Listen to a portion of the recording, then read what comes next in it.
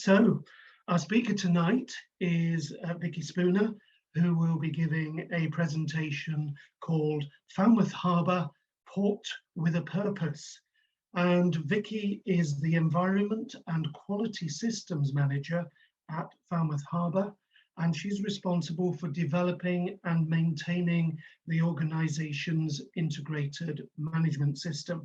And I'm sure we'll find out more about that as the talk proceeds. Vicki has always been inspired and fascinated by the marine environment, and she studied marine zoology at university and found that she wanted to understand more about human impacts on the marine environment and how these can be mitigated. And Vicki is motivated to continuously develop ideas and work collaboratively with colleagues and wider stakeholders to find solutions and opportunities to lead and advocate for change, and most importantly, to make a positive impact on the environment and communities.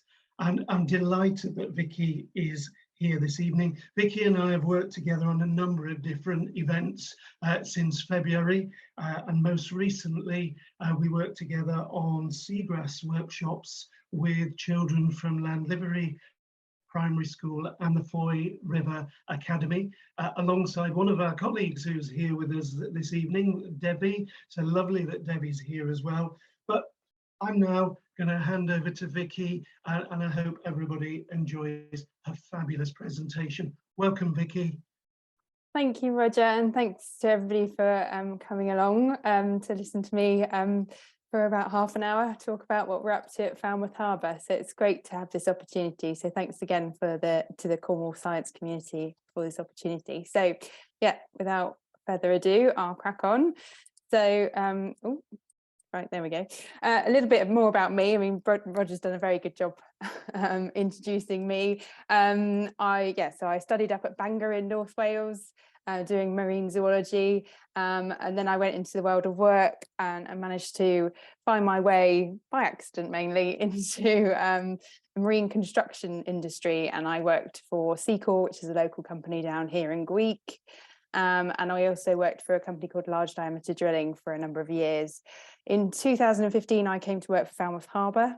And I really want to make a difference to my kids' future, really. So looking at sustainability and trying to make that work. So that's about me. What I plan to talk to you about today is just give you an overview of Falmouth Harbour and what we actually do. I know that sounds, you probably know what we do, but I thought we'd just cover that off in a little bit more detail, because before I came and worked here, I didn't know everything that we did. I want to talk to you about our sustainability plan and our progress against that plan and future plans as well. So Falmouth Harbour. Falmouth Harbour Commissioners was commissioned in 1870, so we've been going for over 150 years now, so a lot of history. Falmouth Harbour is the third naturally deepest harbour in the world. So the Carrick roads are very deep. They go down to about 35 metres. And that's because it's a flooded river valley rather than an estuary sort of environment, but it has turned into an estuary, which means that there's a lot of good quality environment and very, very rare environments here as well, which is why it's all protected in the special area of conservation. And we've also got a special protection area for birds as well, that over our waters. So yeah, we have we look after a big area here. We sort of look after all this shaded section here, and we work in conjunction with other harbour authorities in the area. So the docks have their own, manage their own waters around their infrastructure. We've also got a municipal port in Truro and Penryn, which are run by Cornwall Council. And we've also got St Mawes, which is a private harbour authority as well.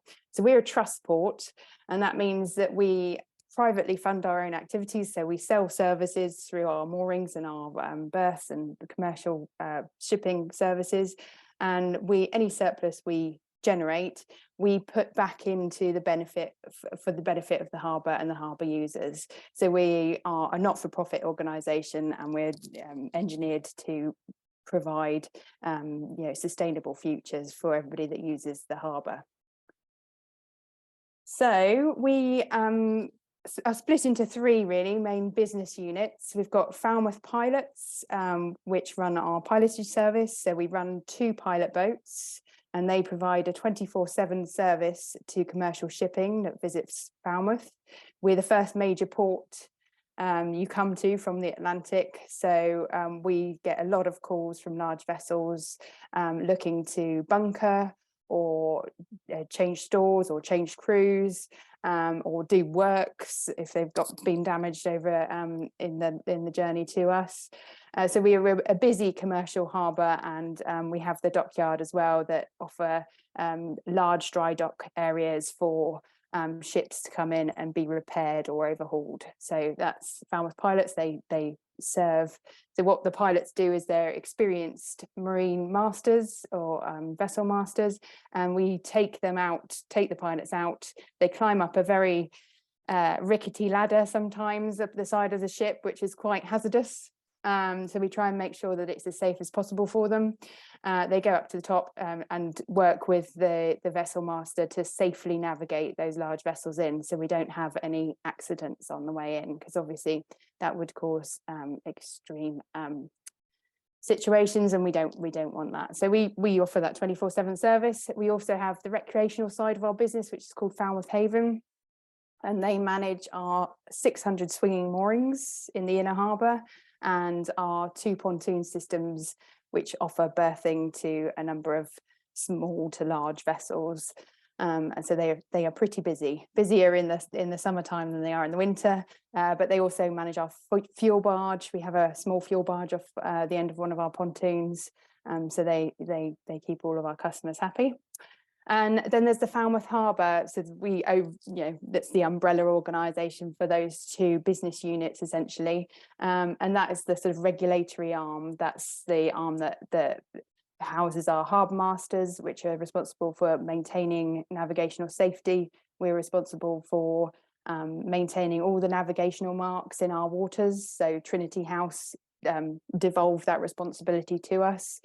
So we've got quite a lot to think about, and we also need to work with harbour stakeholders to make sure everybody works safely and are communicating any risks. So today we had, because of the wind, we had a large tree floating around in the Carrick roads, which if a vessel coming into that or crashed into it, that might have been fairly devastating for that vessel.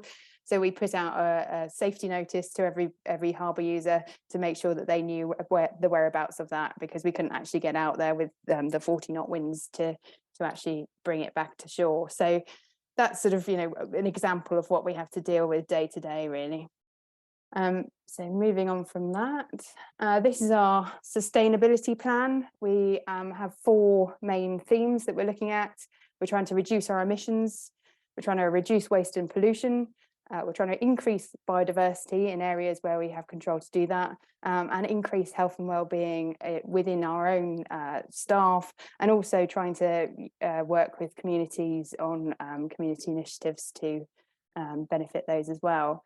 And that's all supported by hopefully continuous sustainable decision making. So we've got to integrate sustainable decision making into every decision we make, which is easier said than done. And also we understand that we need a mission-based approach. So we can't do this in isolation from other partners. We need to work with other people and organisations to be successful in these big challenges that we've got as an organisation.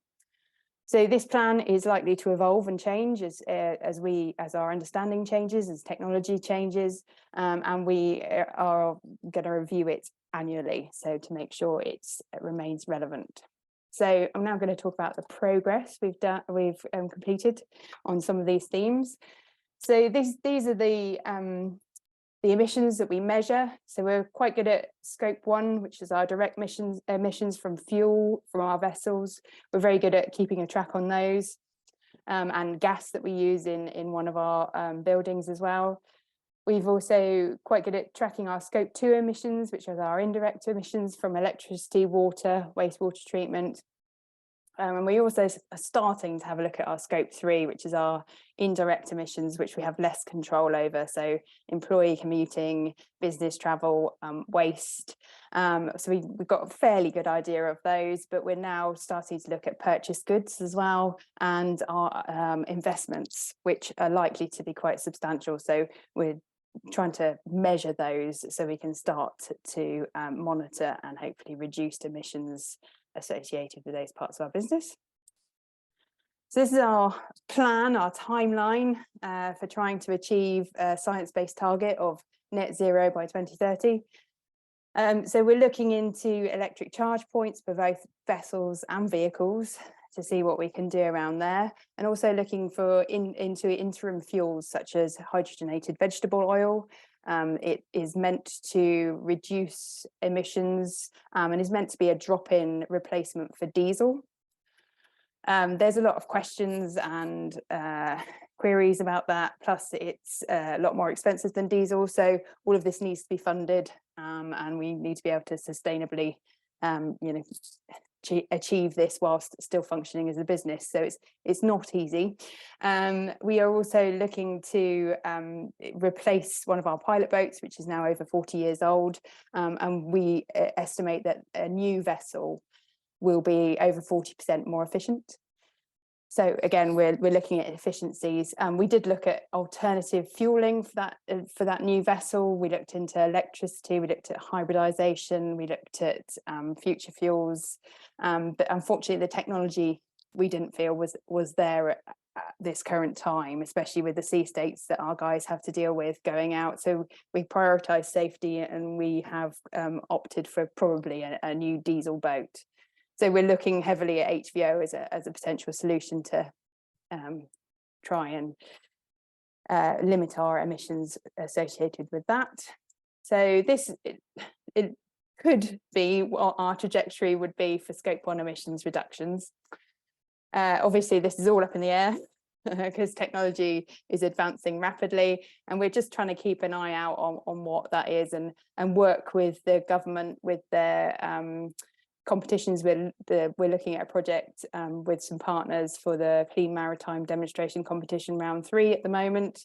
So if that's successful, we'll be advising about that shortly. But it's just trying to look at all of the potential ways that we can reduce our emissions by we've installed some monitoring equipment on the propeller of our youngest vessel, Arrow, just to make sure that we understand her work cycles and we can advise our pilot boat crew on the most efficient way to operate her.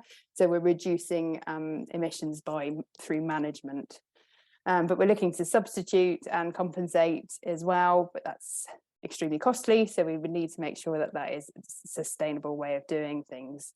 So this is likely to change, but we've had a go at road mapping to see what we could potentially do if we are able to get the correct funding in place. So we're also looking wider than that. We're looking at supporting other industries if we can. We've run Fab Test for a number of years now in conjunction with the University of Exeter to offer a nursery test site for initially wave energy devices. So we've had a number of wave energy devices being tested out there. They come here, they're moored in the area in the Fab Test site, and we had a lease agreement with the Crown Estate for that site, and we developed a kind of Rochdale envelope with the Marine Management Organisation, who you are required to get a marine licence from for any deposit you make on the seabed or within the marine environment. To make a sort of more accessible site for people to come and test these wave energy devices. And we might be looking to, or we would like to look at whether we can support the fledgling floating offshore wind technologies as well within that site in a similar manner, but that's yet to be decided. But we're trying to support those initiatives as well. So we also look at reducing waste and pollution. So we're looking at reducing our reliance on traditional antifouls because they contain copper, which is toxic to a lot of marine organisms. So we're looking to reduce our reliance on those, and I'll come on to that in a minute. We've got to do a waste audit completed by December 22, and we're looking to implement a sustainable procurement policy by August next year to see if we can manage those scope 3 emissions a bit better. This is one of our anti-pollution devices that we put in 2019. I don't know whether any of you are aware, whether you're boaters or not, but at the end of each season, generally boats are lifted out of the water and washed down to remove any fouling on the hull. And this releases not only organisms that are making the home on the hull, but also anti-foul paint comes off in quite large quantities as well. So we, in 2019, started capturing this to make sure it doesn't get back into the marine environment, because it causes pollution. It's got a lot of anti-fouls. They've got, like I said, heavy metals such as zinc and copper, which are toxic to a lot of marine organisms. I studied that in my first degree at Bangor, and I looked at the effect of copper on the gills of crabs, shore crabs. And what it does is it binds to their gills or structures in their gills and prevents them from excreting ammonia over the gills, which means that ammonia is their waste product. So that builds up in their tissues and makes them feel unwell and affects their health. So we want to prevent that from going into the water. So we've put this water capture system down. It's a mobile system, so we lift the orange mats up and move them around. They catch the wash water, which we pump from the mats into a treatment tank, where we add a pH adjuster, which starts to make the heavy metals fall out of solution, so the first one is the grey glass, you can see there, so it's a very contaminated glass. The second one is after the pH adjusters drop some of that stuff out of the solution, and the clear one is after the second treatment process, which is treated with a coagulant, which again grabs hold of the heavy metals and drags them out of solution by forming molecules. So you can see it's fairly clear. So we've tried to reduce the polluting substances in there. We're usually left with about 300 litres of sludge, which we have to dispose of as hazardous waste. And then the clearer water can be put down to the sewer. Southwest Water come and monitor the water for copper and zinc, and if it's okay with their levels, then we're allowed to put that back through to the sewer under a trade effluent exemption.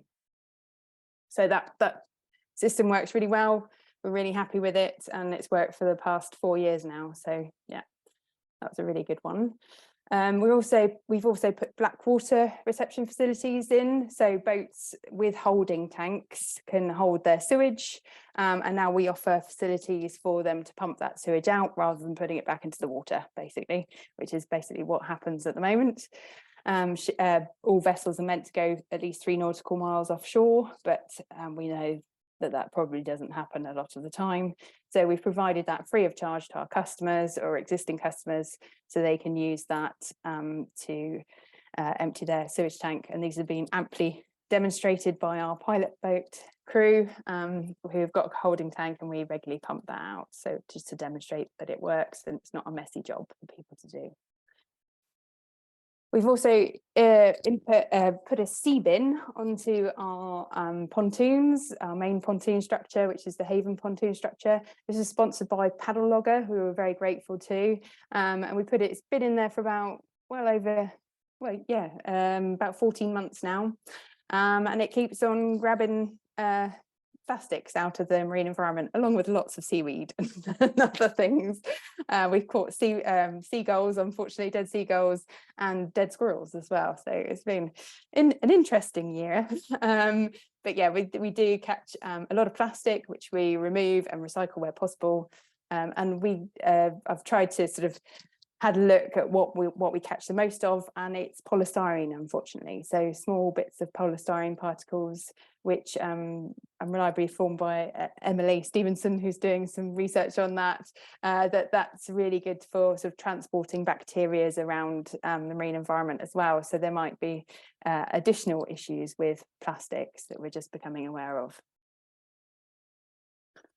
We're also looking to trial anti-foul coatings that don't have biocides in them. So we're trying to reduce our reliance on traditional anti-fouls, so reduce the heavy metals that we're placing into the water. So we conducted a trial this year with a finchulate, which is a coating that is meant to prevent adherence to the surface. So it's a very complex surface that apparently creatures can't get a purchase on, so they can't, that's how it doesn't foul. It does foul, and what you need to do, because it's got no biocide in it, you need to regularly clean the hull. So it's just adjusting to a different method of working. So we've had to work out ways of more regular cleaning of hulls. That costs more money.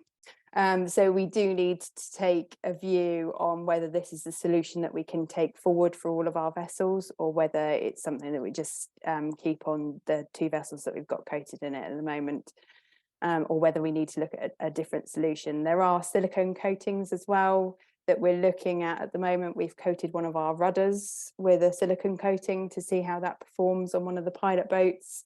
So we're just trialing these things to find out which one would suit our vessels the best.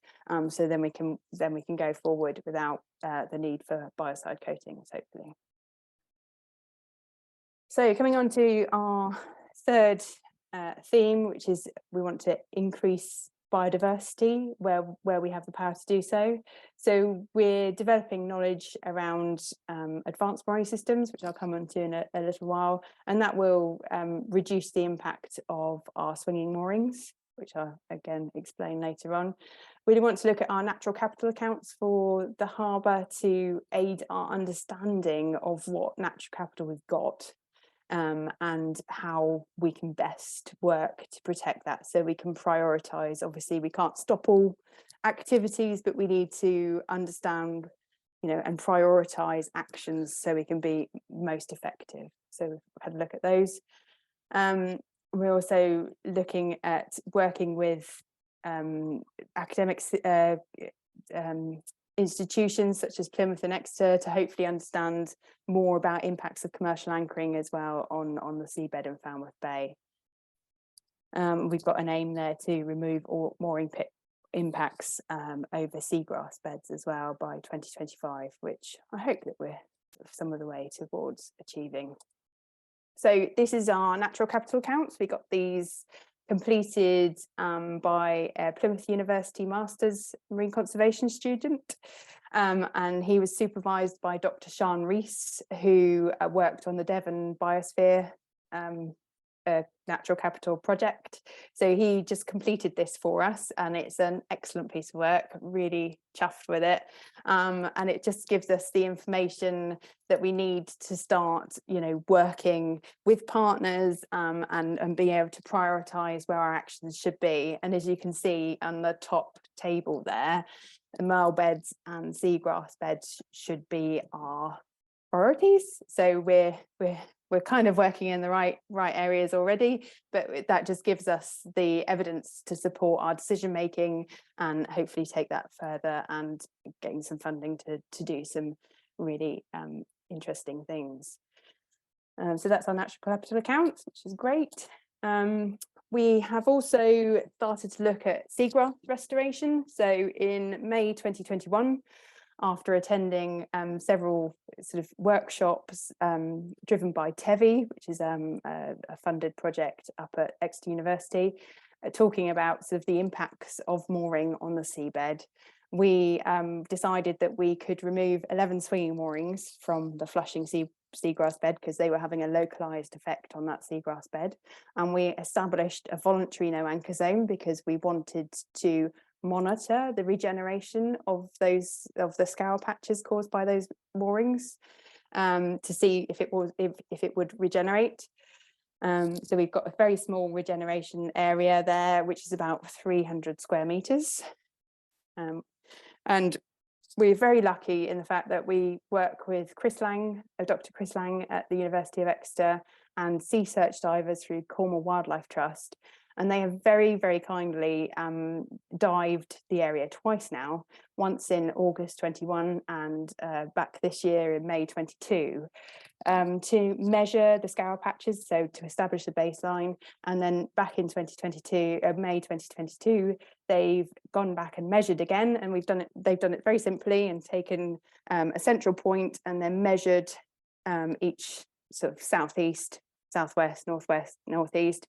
So we've established a scour patch, and then we've looked again, and we've seen that they are regenerating. So the scour patches are reducing in size, which is fab, without having to do anything at all, because seagrass is one of those grasses with the rhizomes root structure, so it kind of travels along underneath the seabed as well, so it reproduces asexually through its rhizomes and also sexually through seeds as well. So that's great, it's regenerating. There are a few anomalies in the data. If anybody wants to see the full data set, it's available on our website. But hopefully we'll find out what those anomalies are through further monitoring, because only 2 times we're not going to understand fully the ins and outs. So yeah, it's great to be able to work with partners such as Cornwall Wildlife Trust and the University of Exeter, and I'd love to do more of that. So also we're looking at reducing impacts of advanced mooring system through looking at advanced mooring system, sorry. So as you can see on the bottom 2 pictures there, this is a traditional mooring on the left. So we have a heavy granite block, then a piece of heavy chain which lies on the seabed. That's why it's heavy, it's designed to do that. And then a piece of lighter riser chain that goes up to the support buoy, which then the boat attaches onto. And that heavy chain creates a scour patch. As the boat is taken with the wind and tide, it moves and the heavy chain drags along the seabed. So you can see that it would impact any organisms trying to live underneath that. So advanced mooring systems are designed to remove that pressure, remove that impact by lifting the chain up off the seabed.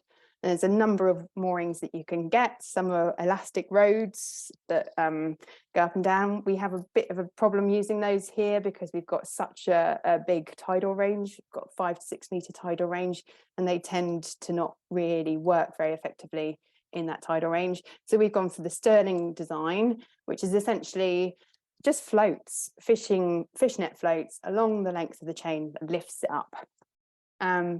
Easy, you think, but it's not. So we got some funding from TEVI, which was great. And we got our advanced mooring system designed by a company called Morek, who are a naval architecture company, and they work offshore a lot with the floating offshore wind industry.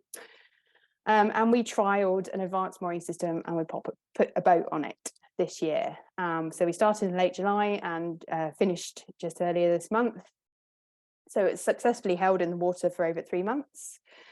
So that was a success, and we managed to measure some cleat forces. So as you change the physics of the mooring by lifting the chain up off the seabed, you reduce the dampening effect of having that heavy chain on the seabed. So you get more strain going through the cleats of the vessel. So we wanted to measure that to understand what that might be.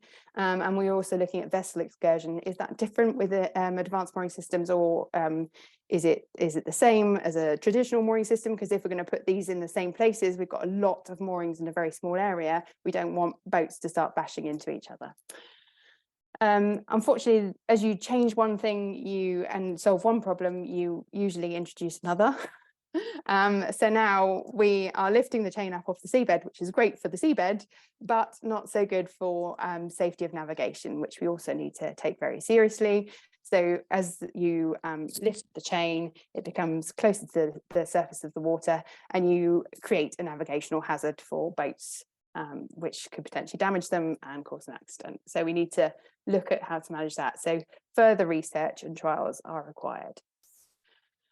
So moving on from advanced mooring systems, in conjunction with the Ocean Conservation Trust and Plymouth Gin, we work to raise awareness of where sensitive seabeds are. So not only moorings impact on seagrass and other habitats such as merle, which is a calcified seaweed, also anchoring does.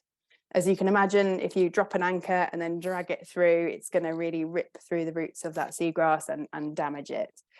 So we talked to harbour users and they were like, yep, well, we'll not anchor in those areas, but where are they?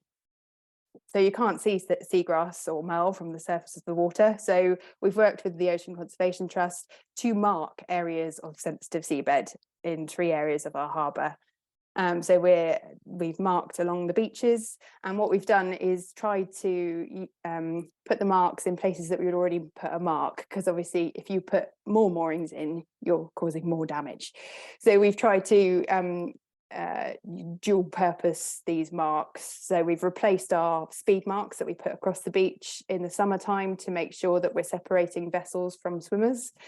And we've used them in the water ski area as well, and also put one out near the sailing mark at Carricknath Point. So we're advising where sensitive seabeds are to harbour users, and to raise awareness of what we've done, we've created beer mats and put those around various establishments to try and get conversations started, try and explain what those buoys are for. We're also monitoring environmental DNA with the Ocean Conservation Trust to try and monitor how effective it's been. Is it doing anything with regards to biodiversity or not? So we've done that this year, and hopefully we'll return and do that in the 3rd year as well. And we're also trying to monitor changes in stakeholder opinion. So there was a great master's student that worked with Cornwall Council this year to establish what stakeholder opinion was on seagrass and anchoring, and hopefully we'll be able to repeat that study, or we can look at Earth observation data and try and compare anchoring behaviour where you can see it through looking at old images of where the boats are actually anchored in the harbour, and compare that year on year. So we're trying to monitor the effectiveness of this intervention. So moving on, we also do a bit of research and development. We've worked with Alex Crosdale, who was a student at Bournemouth University who designed a sea vive pod. So when you're regenerating seagrass, it doesn't make it easy, unfortunately. So seagrass seeds are kept within a seagrass seed pod, and you need to rot that pod down to release the seeds that you can then use in regeneration projects. So Alex designed a product that you can use in the water instead of having to take those pods out and rot them down in a lab, which is what they do at the moment. You can do that in the seawater. So in last year we trialed a sort of real prototype, which was just a buoy with a hole cut in it and a piece of netting across it, and we trialed it, and it actually worked. So we took this, rotted the seeds down, took them out, planted them in the seagrass bed in Flushing, and then went back in April and we found germinated seeds. So that proved the concept. And this year we've gone back again. I managed to get funding from some great organisations called Our Only World and GAC UK, who gave us small bits of money so we could 3D print Alex's next design, which was designed to put under a pontoon, as you can see there, which just makes it easier for deploying these things. So now we've tested that. We've got the rotted seeds out, which we played with the kids at the Cornwall Community Flood Forum with Roger and Debbie and a load of other partners, which was great fun. And so now they're just waiting to be planted out, which I'm hopefully going to do tomorrow. So we can then again monitor whether they can germinate as well. And I'm hopeful that we can get a few in a tank in Falmouth Marine School as well, so we can watch them growing maybe.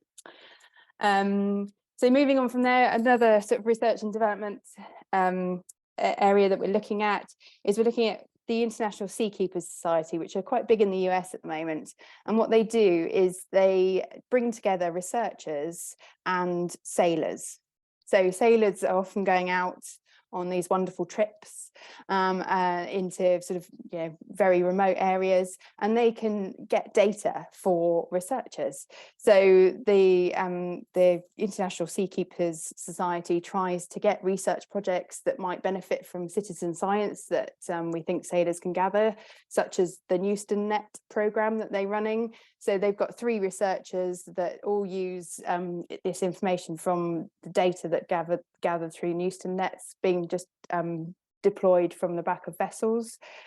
And they can use that data, which is quite an inexpensive way of gathering data, in their research. So if anybody's interested in potentially, if they think they've got a research project that might benefit from Newston Nets, or another simple thing that sailors could potentially deploy, then please get in contact with me, because we can potentially set you up with seakeepers. They can provide funding for the Newston Nets or similar, and training for sailors as well. So anybody's got anything of interest or wants to know any more, then there's a link there as well. So the 4th theme is we want to increase health and well-being, both of our employees and also the wider community. So we're developing a plan to increase employee well-being. We've trained mental health first aiders within the organisation, and we're looking for, trying to encourage employee volunteering opportunities and things like that. We also worked with Falmouth Town Council to develop and hopefully meet the motion for the Ocean Pledge, which pledges to do more around community, do more around the environment, particularly focusing on marine. So health and wellbeing. So we've trained mental first aiders, raising awareness of mental health within the organisation, and we're looking at our policies inside our organisation as well to ensure that our policies reflect our aspirations in that area as well. We also contribute to community initiatives such as Motion for the Ocean, and other Falmouth Town Council-led days, ocean plastics recovery. We provide a bin for Fathoms Free and other organisations to put their nets that they find in until they can transport them up where they need to be. And we've also worked with the Royal Cornwall Yacht Club to fund some dinghies to provide more opportunities for kids that may not have opportunities to get on the water otherwise. And we work closely with local education establishments, including schools, colleges, such as Falmouth Marine School, and universities with equipment and work experience placements, projects and talks. And hopefully future initiatives, we're working with Falmouth Town Council on a living seawall project, which I'll come on to in a bit. So yeah, future projects. We've got to work to communicate and implement our sustainability plan. Hopefully very shortly, early next year, we'll be installing living sea wall tiles on a degraded area in our harbour along Church Street car park, which look like the top picture there. So they give lots of nooks and crannies for little beasties to go and inhabit. And also we're going to drop some of our marine blocks as well, because it prevents people from mooring up in that area, which we did have an initial problem with antisocial behaviour there. So hopefully we're trying to prevent that from reoccurring and providing a natural solution as well. Got more work to do around sensitive seabed markers, raising awareness there, and we've definitely got more work to do to implement the findings of our natural capital accounts, and further our understanding of our natural capital and how to help it recover where necessary. So that is about it. So thank you very much for listening, and happy to answer any questions. Thank you, Vicki. Thank you very much. That was incredibly informative, and a huge amount that you and your team and the organisations that you are collaborating with are actually doing. And I think one of the great things about a presentation like tonight is it's about raising awareness. And I love this idea of the beer mats. I hope they were a huge success. But I'm going to hand over and see if anybody's got any questions whilst we're waiting for that. Sue Allen from Truro has said that she's very impressed by the work that you're doing, but sorry she had to leave early. So, but are there any questions from anybody? You can either put them into the chat or just unmute and ask your question if you would like.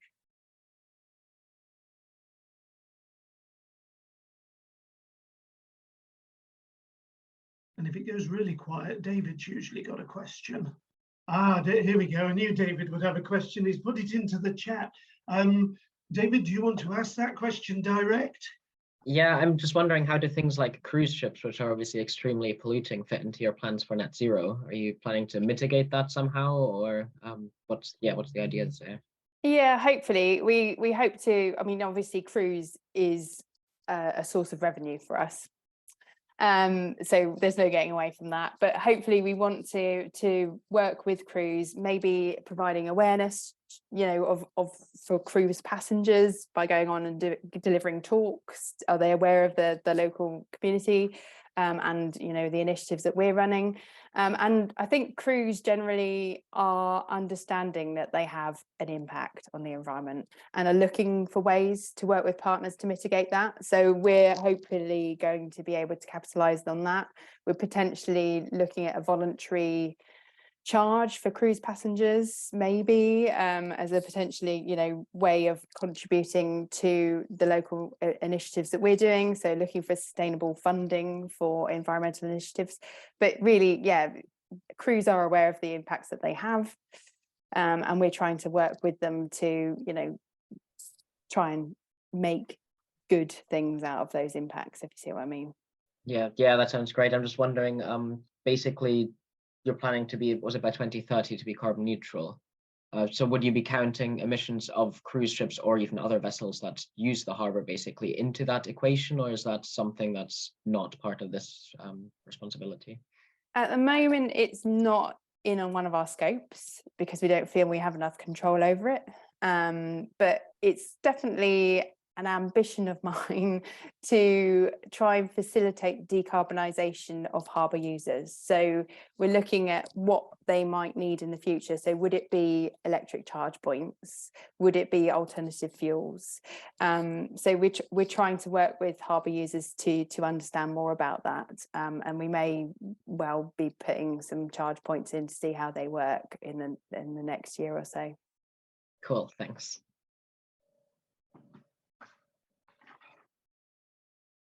So, Vicki, while there's a quiet moment, you mentioned crabs and the effect of copper binding to structures in the gills and preventing the release of ammonia. Is that impact of, I think it was anti-fouling agents? Is that unique to crabs, or could that be having an impact in similar sorts of ways on other flora or fauna within the harbour? I think it probably is. I don't know personally. I'd have to do some research on that, but I think as in its very nature, it is toxic, and that's how it works as an anti-foul solution. So yes, I think it's toxic to more than crabs. There is a copper resistant form of I'm going to get this wrong now, sea squirt. So there are organisms that are resistant to copper, but there aren't many of them. Okay, thank you, Vicki. Question coming in from Lisa and Steve, who are in Oxford, and they say, can you tell us any more, please, about what's happening in the wave test area? And if I'm reading their question correctly, what does FAB stand for, please? I think it's Falmouth Bay test. So, not amazingly, interesting. But yes, FAB test is a site that we've successfully trialled 3 wave energy devices over the years since it's been in place. I think one went on to become, so they built a larger version of it, which was the Fred Olsen, which looks like a big polo. And it went to Hawaii to be tested further out there. I'm not sure what happened to it after that. yeah, so that the last wave energy device we had out on fab test was probably a couple of years ago now. And yeah, we would really like to work with floating offshore wind farm developers to see what we can test there and make a small contribution to the development of that technology as well. Okay. Thank you. I hope that answers Lisa and Steve's question, and thank you for joining us from Oxford. That's brilliant. Devi has written, that was a brilliant overview. Thanks, Vicki. You're obviously very proactive in finding innovative solutions, and Devi would like to talk to you at some point about your natural capital accounts. Lisa and Steve have said, yes, thank you. You've answered their question. That's wonderful. And Shanna Clayton has said, thank you for the talk, Vicki. Sustainability is key going forward. And myself and the team at Falmouth Marine School, so I suspect you know Shanna, but the team at Falmouth Marine School are looking forward to working with you because there's a real buzz about the seagrass tank at the college. Oh, brilliant. Yay. That sounds good. So no, that sounds wonderful. That sounds very, very exciting. So any other questions for Vicki?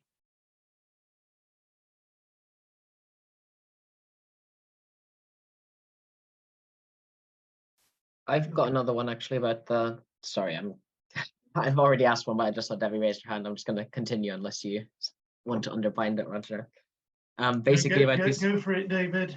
These voluntary no anchor zones. I don't know anything about it. Basically, what's the difference between those, and why wouldn't you just make it a obligatory no anchor zone? And does it work to tell people, please don't drop your anchors?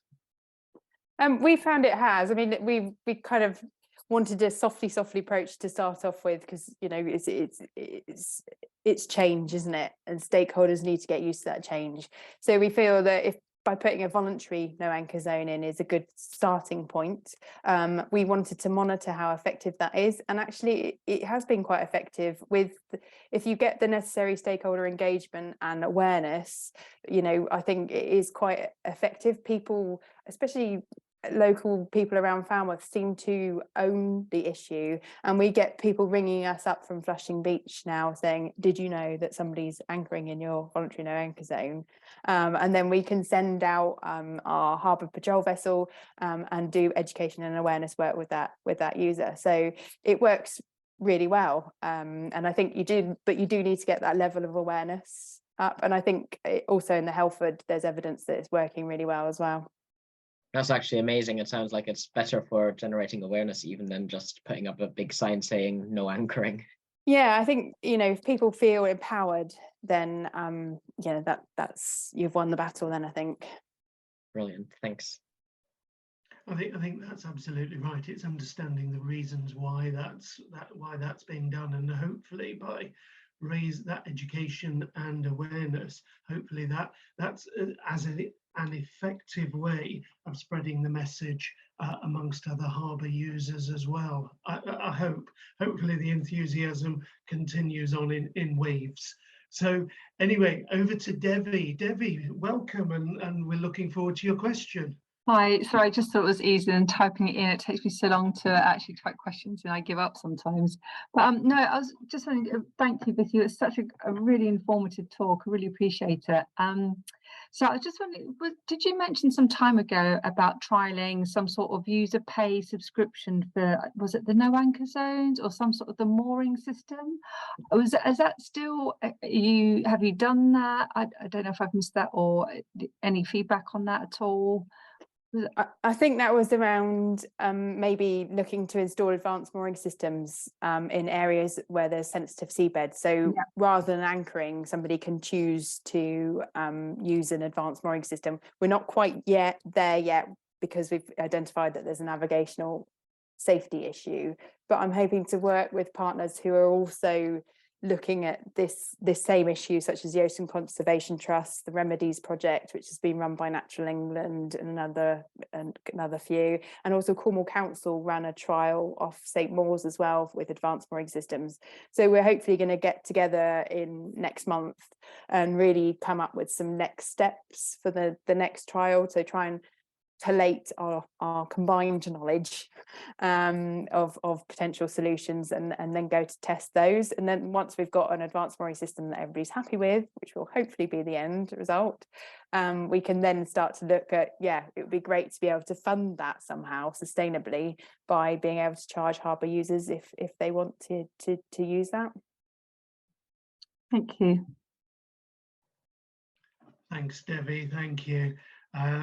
Does anybody have any further questions for Vicki? I'll just give a quick pause just to see.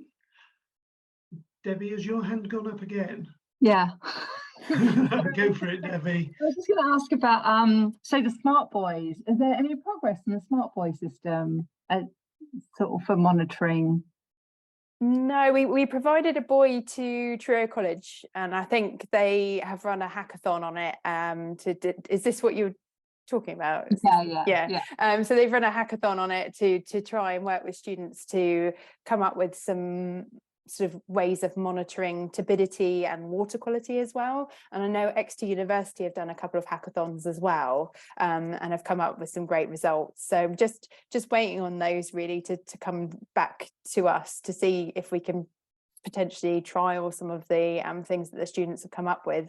But we would really like to start to monitor water quality a little bit more closely, just to understand the impact it's having on such things such as seagrass and other natural capital things that we've got, just so then we can feed back and maybe help, maybe prioritization or knowledge of where the main issues are coming from for those natural capital assets.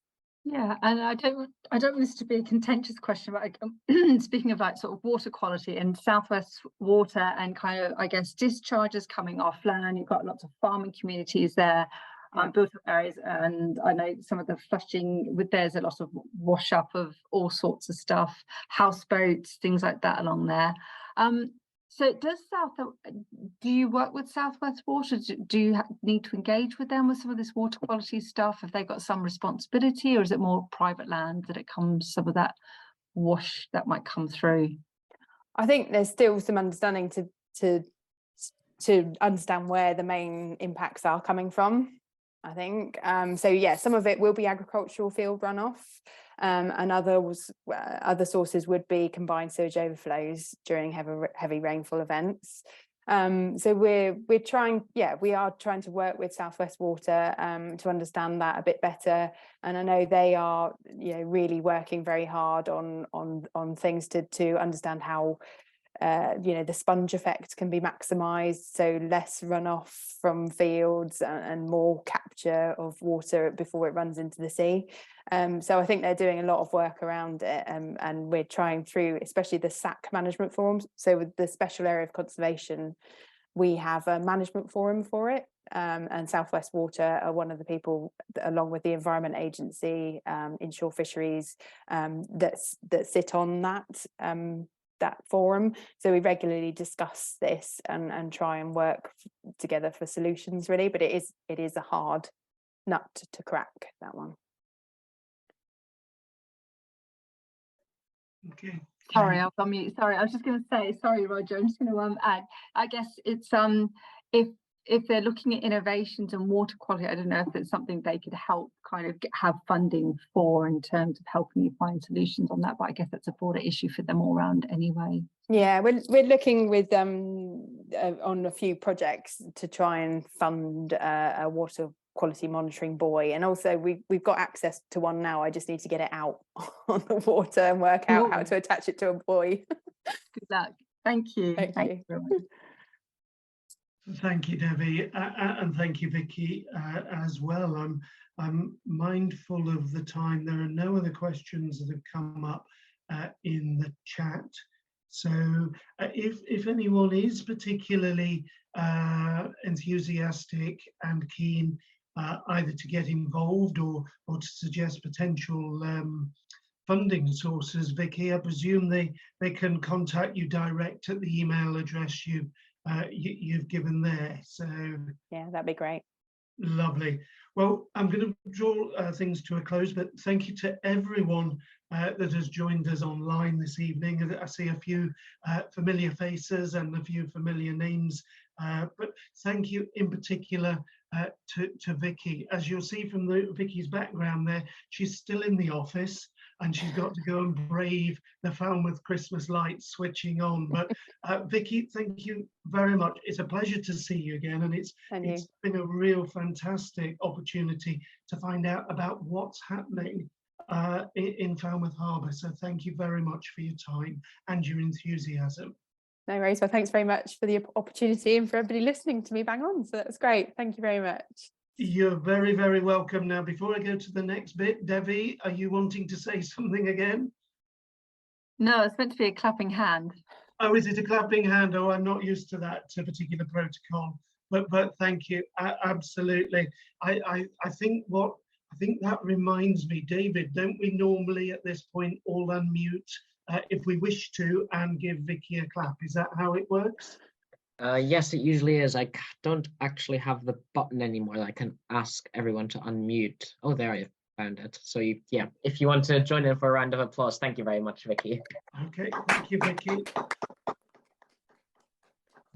Thank you very much. That's lovely. Well reminded, Debbie. That's great. And to everybody that's here, if you look, 2023 is a fabulously exciting year scientifically for Falmouth Harbour, for a number of different organisations in Cornwall and the Cornwall science community. We've got a lot of events coming up. We've got 5 planned in-person events in 2023, but also there'll be some online talks coming along as well. So if you'd like to, if you're not already, please subscribe to our mailing list, which is right at the top of the chat.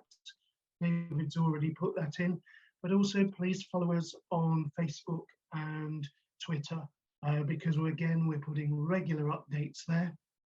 And finally, once again, thank you to Vicki for being with us. But to you all, when the time comes, we hope that you and your family have a very happy and peaceful Christmas. I appreciate it's a long time away, but it will soon pass.